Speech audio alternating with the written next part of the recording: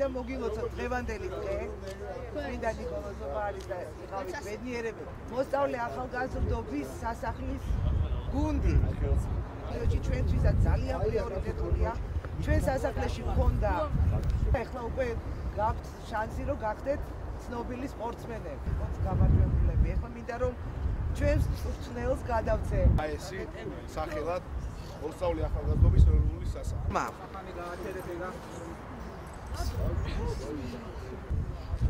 სასახლეში ეს ნაკრებში ნებისმიერი ქართველი რეგბისტის ოცნება ეგ არის და ილოსა. გამიცხადე. ამას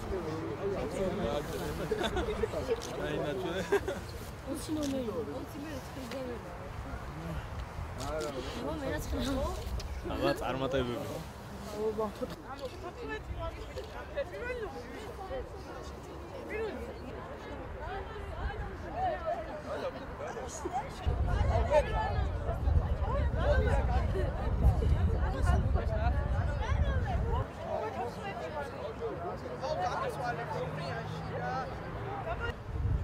აუ ვინმე უნდა ითამაშო კაცო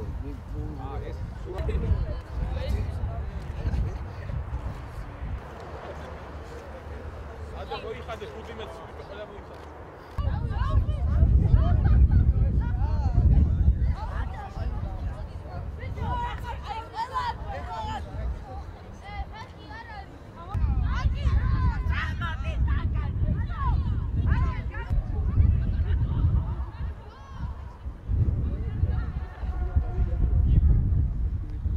ჩვენთვის პრიორიტეტია ჯანსაღი ცხოვრების წესი, ამიტომ დაუმატეთ ორი სექცია გქონდა სასახლეში კალათბურთისა და ჭადრაკის და დაუმატეთ რაგბის სექციაც, რაგბის გუნდი და ჩვენ კიდევ ვიფიქრებთ რომ გავზარდოთ და უფრო მეტი სპორტული სექციები გქონდეს. ჩამოყალიბდა ახალი კლუბი მოსწავლეთა ახალგაზრდობის სასახლეში, რაგბის კლუბი, სადაც 40 ბავშვამდე არის უკვე შეკრებილი, ეს იქნება უფასო კლუბი, სადაც იბორჩებს ნებისმიერი მსურველი რაგბის.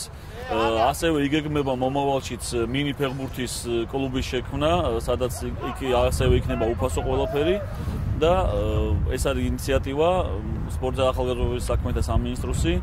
და გვინდა დავამკვიდროთ ბავშვებში და ახალგაზრდებში ჯანსაღი ცხოვრების წესი და რაც უფრო მეტი სპორტსმენი გვეყოლება, უფრო ჯანსაღი თაობა გაიზრდება საქართველოსთვის. დაახლოებით 48 ბავშვი იქნება, არის უფრო სწორად და 2000-2001-იანები არიან, დაახლოებით 12-13 წლის ბავშვები არიან. და ითამაშებენ ფესტივალს, უმაღლეს ბოლო ფესტივალს. მის შემდეგაც ბელგიაში ადიან. დიდ რაგბზე გადადიან. ამ ბოლო ფესტივალი. რაგბზე დავდივარ 5 წელიწადია, დავდივარ 8 წლიდან.